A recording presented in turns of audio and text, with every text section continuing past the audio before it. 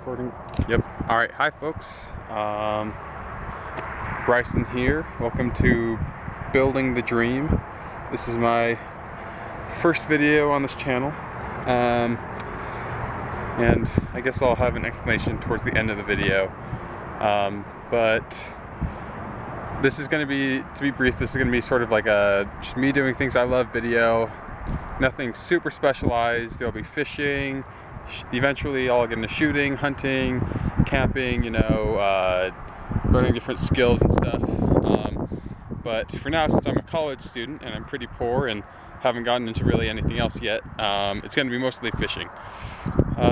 Today is April 28th, 2022, and I'm here at Vivian Park in Provo, Utah, and I'm just going to be doing some fishing.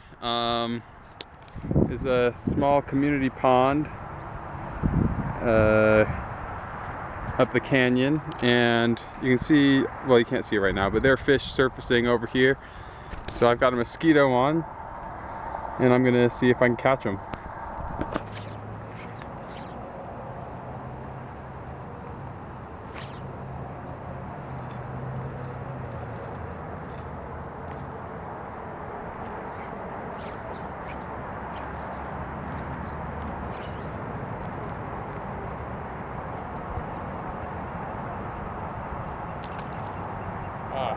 Couldn't see it, but there's one that just surfaced over there.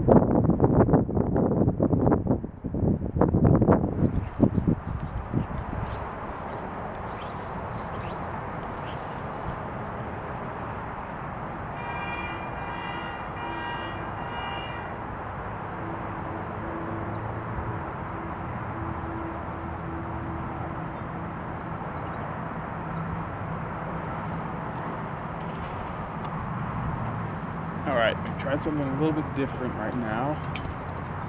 I'm just going to leave it there, see if anything comes to get it, because I see there's some, I don't know if there's mosquitoes or something else, but there's, is it still recording? Yeah, it's still recording. There's something out there. It's just landing on the water and kind of sitting there. So I'm going to do the same thing with my mosquito. Kind of leave it there on the water, let it float for a little bit, see if anything comes to get it.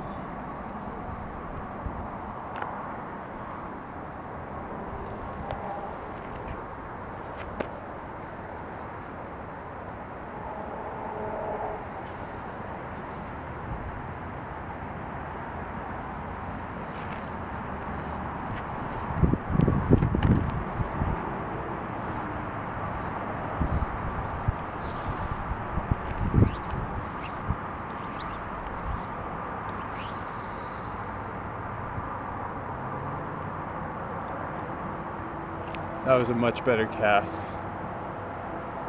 Landed softer on the water.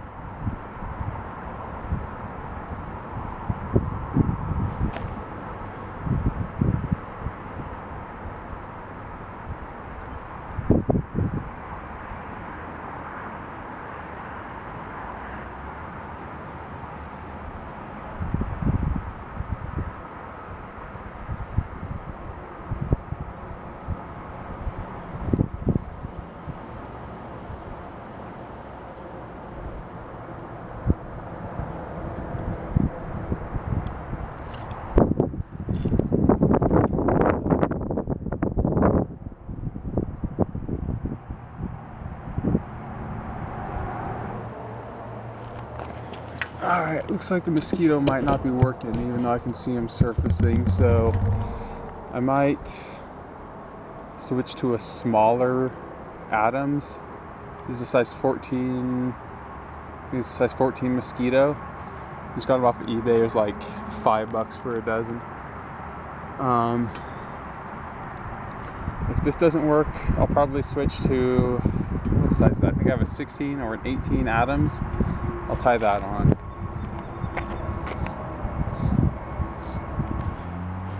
The problem right here is that the water's so clear and shallow that I feel like my fly line is probably spooking the fish. I've got like my leader is 8 to 9 feet, but it's just so, my fly line has to get so close to the fish that it's causing me problems, I feel like. Oh, a couple just, oh dang.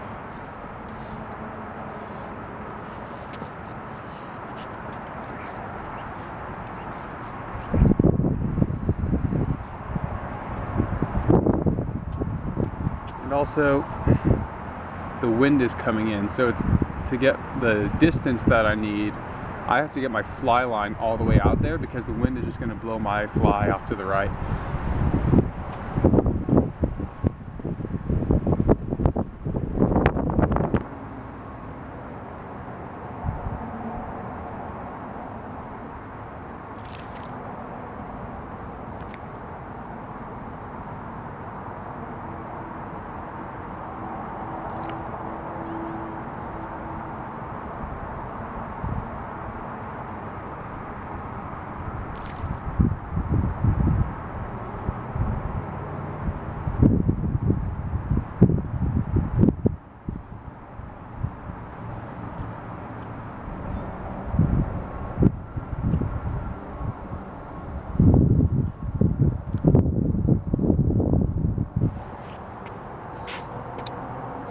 A couple days ago, I was in the city and I just caught a little dink. Brown trout, probably about 6 inches. And the brown trout in that river, brown trout in the city are really thin for their length. So this thing was probably like, I could have easily fit my my thumb and index finger, or even thumb and pinky, around the girth of the body with space. So the fish are not fat at all. And there goes another one. All right, I'm gonna cast back over there.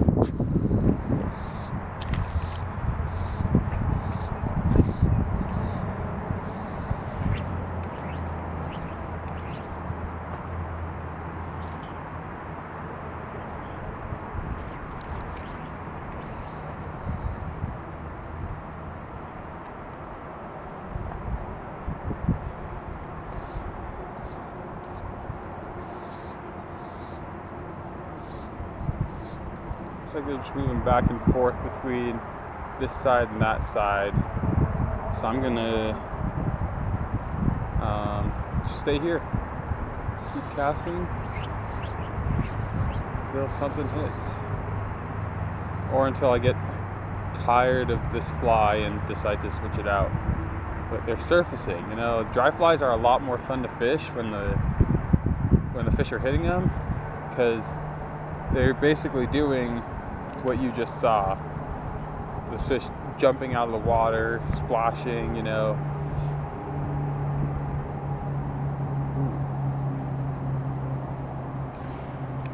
Okay, at some point the camera stopped recording, which is not that big a deal because I've had no action. But I see a bunch of them surfacing right over here, so I'm gonna try again to get them to hit. Maybe cast like right out there, because it seems like they're just bouncing between here and like right over there. But if not, if I can't get anything, then I'll put on something subsurface, because yeah, it's kind of sad.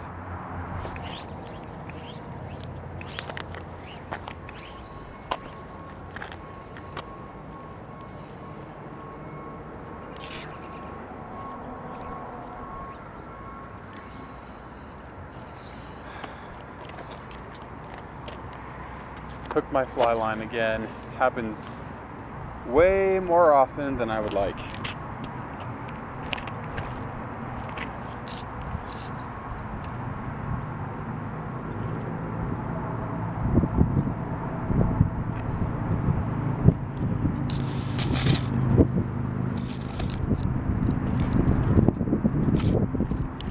And my fly line keeps wrapping around the camera, which is a problem because I do not want the camera to fall into the water.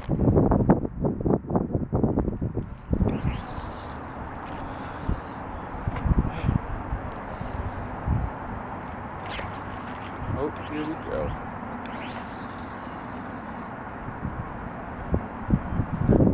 They're going after something, so I don't understand why they're not hitting my flies. I mean, maybe I just need a longer leader.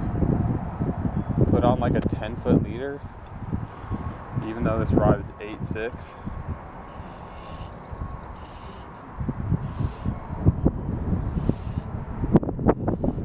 I don't know how long my leader is by now, so I've been cutting it and whatnot. I think it was about 8.5 feet when I first tied on my tippet.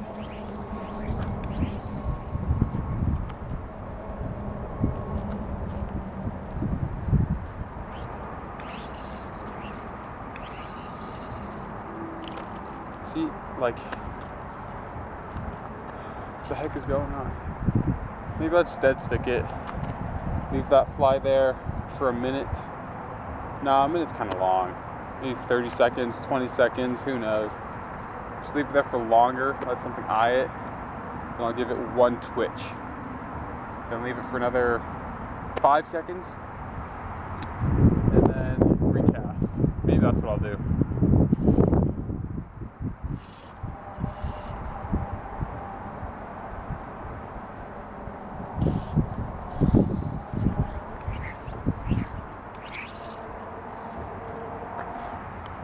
When I'm fly fishing from a bank, my line gets caught in everything.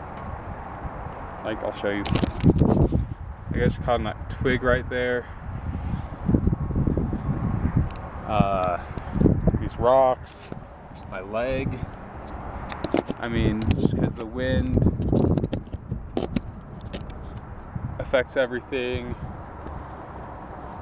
and there's more distance. Like if I was in the water, I'd be up in at least to my knees probably, but I can't here because it's not allowed.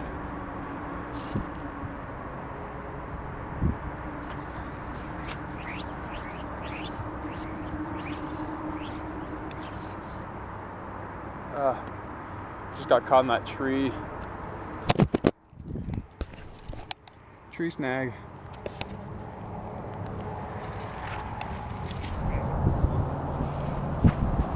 Got it.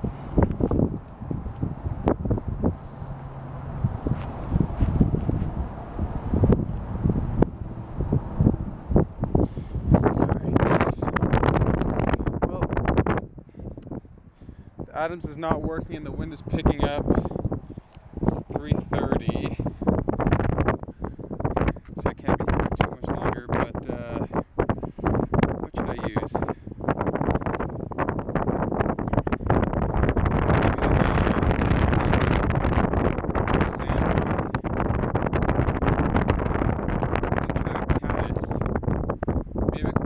It's a little bit bigger, slightly different, or a scud. Yeah, I'm thinking scud actually. Pink scud, I think this is like size 22 or something. Tie that on. Problem with this is I'm not experienced or skilled enough to tell if something's hitting it or not. So honestly, I might just do some roll casts.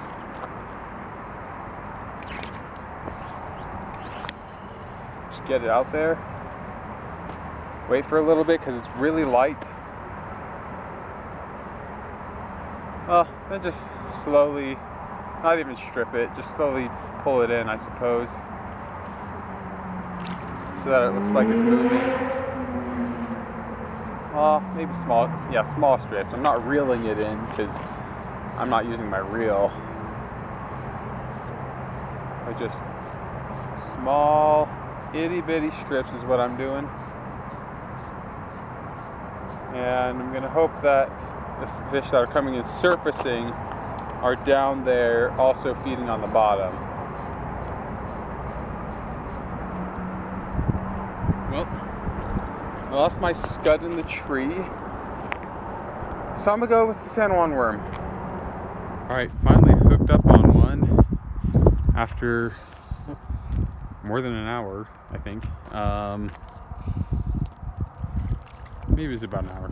Anyway, yeah, I don't even know what this is, to be completely honest. It's like a black, I think it's a dry fly, black head, black body, black wings. It's a feisty little rainbow. And it's got a red hackle tail, I think. I was just swimming it back, you know, stripping it little by little, and then this little boy came up and hit it. And I'm doing this on my phone because my camera died. But I'm gonna land this boy. It's actually not a bad sized rainbow. Probably, oh gosh, dang it. Of course. So, evidence that this is my first time recording and fishing at the same time. Well, I've got 12 inches marked on my fly rod. So yeah, that's a solid 10, 11 inches maybe. But how am I gonna do this? I do have my stringer for sure. Alright, put this boy in the water, and I'll anchor it around this post, this sign. It's a nice beautiful rainbow right there. I'm going to explain a little bit about what this channel is about. Excuse me.